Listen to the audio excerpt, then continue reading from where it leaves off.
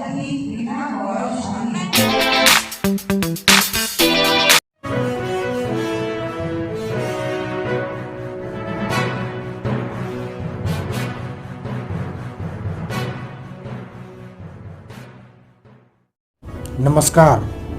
आप देख रहे हैं नेशनल न्यूज टुडे, खबरें वही जो हो सही।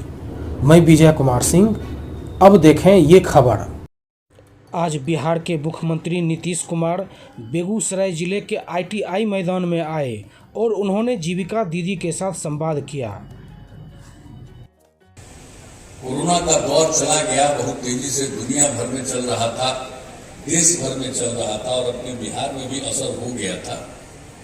तो उसके चलते उन कार्यक्रमों को रोकना पड़ा था, क्योंकि कई प्रकार के प्रतिबंध लगाए गए थे लोगों की सुरक्षा को ध्यान में रखते हुए।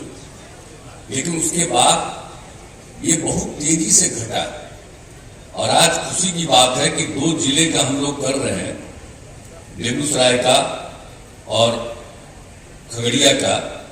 तो अभी बेगूसराय में कल तक का जो फिगर है उसके हिसाब से अब कोरोना से पीड़ित मात्र 5 बचे और जहां तक खगड़िया का सवाल है वहां पर अब कोई मामला नहीं बचा।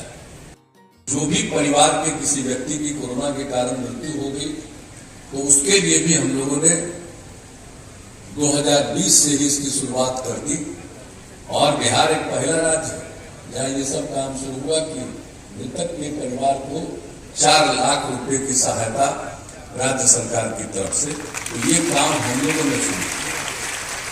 तो ये सब काम तो किए हैं, अब हम लोग को है कि सब लोग सचेत रहें और इससे जरूर मुक्ति मिलेगी। तो ये तो एक अलग बात है, अब तो इसकी शुरुआत हो गई और आज तो अनेक लोगों ने अपनी बात कही है। मुझे बड़ी खुशी हुई कि जो हमारे जीविका समूह की दीदियां थी सब अपना अपना अनुभव साझा कर रही थी। ये खुशी की बात है कि सब लोगों ने विभिन्न प्रकार से जो उनका अपना अनुभव हुआ, किस तरह से उन्होंने बाल विवाह को रोकने का प्रयास किया, दहेज प्रथा को रोकने का प्रयास किया और उसके बाद जो शराबबंदी के लिए प्रयास किया, तो अलग अलग चीजों के बारे में। तो हर प्रकार से आप सब लोगों ने जो ये सब काम आप लोगों ने किया और लोगों की सहायता के लिए जो गरीब तबके के लोग परिवार में गरीब तबके के लोग थे उनके लिए, और जो लोग भी शराब को छोड़ करके जिनका पूरा का पूरा सब कुछ निर्भर था शराब के काम से, तो उससे जिनको भी मुक्ति जिन्होंने ली उनको भी एक हम लोगों ने 2018 में सतत जीविकोपार्जन योजना की शुरुआत कराई और उस सतत जीविकोपार्जन योजना के माध्यम से इन लोगों को सहायता दी गई। न्याय के साथ विकास, हम शुरू से इस बात को बोलते हैं और ये जरूरी है। विकास का भी काम करना, कितना काम हुआ सब लोगों को मालूम न है। क्या हालत था पहले, शाम होते घर से कोई बाहर निकलता था जी, घर के अंदर बंद रहते थे। अब आज की बात है। और दूसरी बात स्कूल वगैरह की क्या हालत थी, कितनी कम लड़कियां पढ़ पाती थी। अगर 5वीं तक पढ़ भी ले लेकिन उसके बाद पढ़ाना गरीब परिवारों के लिए मुश्किल था। लड़की को आगे पढ़ने के लिए पोशाक चाहिए, वो देने की स्थिति में नहीं रहते थे, नहीं होता था। हम लोगों ने पोशाक योजना की शुरुआत की और हमने कहा लड़कियों को और आगे पढ़ाएंगे और 9वीं क्लास वाले के लिए हम लोगों ने साइकिल योजना की शुरुआत कराई।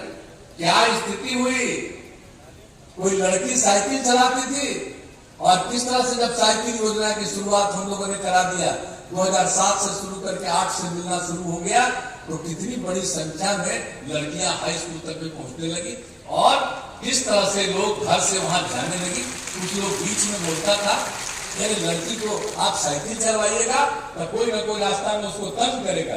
हमने कहा कोई तंग नहीं करेगा, हर घर से जो लड़की निकलेगी सबको साइकिल मिलेगा, कोई इधर उधर नहीं करेगा। आज तक एक भी घटना साइकिल लेकर के सड़क चला करके लड़की चली कहीं कुछ नहीं। और उसके बाद कितनी लोगों को खुशी, स्कूल से घर लौट करके आती थी तो कभी कभी अपने माता जी को अपने पिताजी को लेकर के बाजार तक भी लड़की जाती थी। और जो बिहार में ये हम लोगों ने साइकिल योजना की शुरुआत की, मालूम है ये देश का तो अनूठा था ही अपना, बाहर भी नहीं था। दुनिया के कई मुल्कों को जब मालूम हुआ, इस बात की जानकारी मिली, तब 3 जगह से लोग आकर के इसका अध्ययन 9, 10, 11 ने सब किया और इसके बारे में कहा बहुत अच्छी चीज। काम छोड़ा है भाई, सब लोगों के लिए आपकी बात हम लोग सुनते हैं और ये काम किया।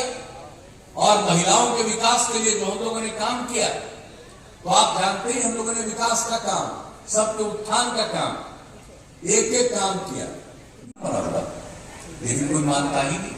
अभी तो बोल रहे कम उम्र में बच्चों की शादी कर रहे, ये कितनी बुरी चीज है। नियम है, कानून है, 18 साल में लड़की की उम्र, 21 साल लड़का का उम्र। और अब तो केंद्र सरकार इसको और बढ़ाने के लिए प्रस्ताव लाई है, उस पर बात हो रहा कि अब लड़की का भी 18 साल की जगह 21 साल होगा, कम से कम आयु। तो ये सारी बात चल रही। अब कम उम्र में शादी कर लेगा, उसकी तबीयत खराब होती है, बच्चे पैदा होते हैं, उसका बहुत लोगों का तबीयत खराब होता है। और जान लीजिए कि किस प्रकार से, कितने प्रकार की कठिनाइयों को सामना करना पड़ता है। तो बाल विवाह और दहेज प्रथा, आप जरा बताइए ये क्या मतलब है साहब? दहेज प्रथा कानून है, कितना बुरा चीज है। दहेज क्यों लेते हैं लोग? और कहते हैं लड़का को पढ़ाते हैं और दहेज लेते हैं। लड़की नहीं पढ़ रही है, अब तो लड़की लड़का के बराबर हम पढ़वा रहे हैं, तो लड़की से दहेज लेना जो है, कानून तो पहले से बना हुआ, क्या मतलब?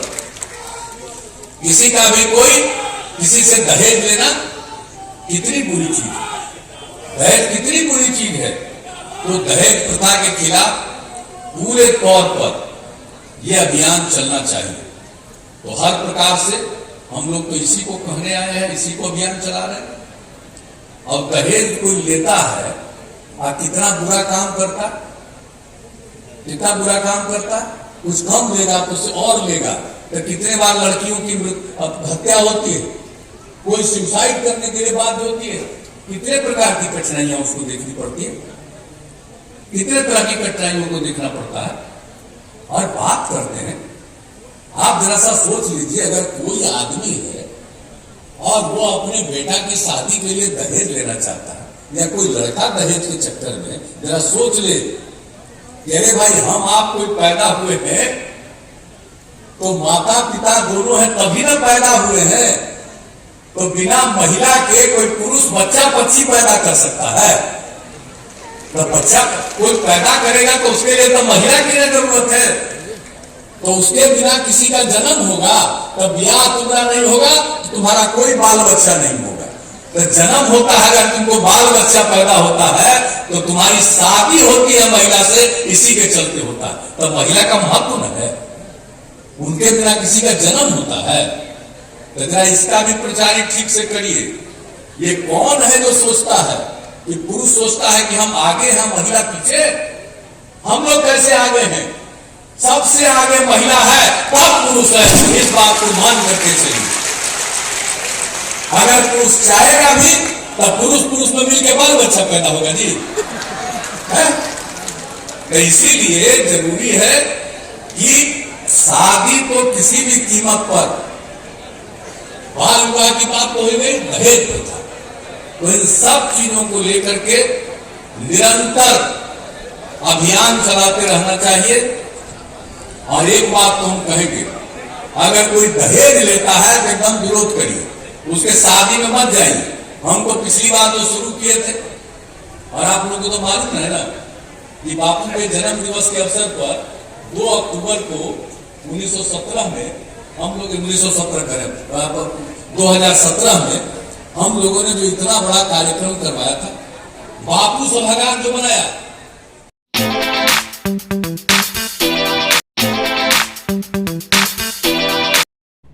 कृपया नेशनल न्यूज टुडे चैनल को सब्सक्राइब करें। Please subscribe national news today channel.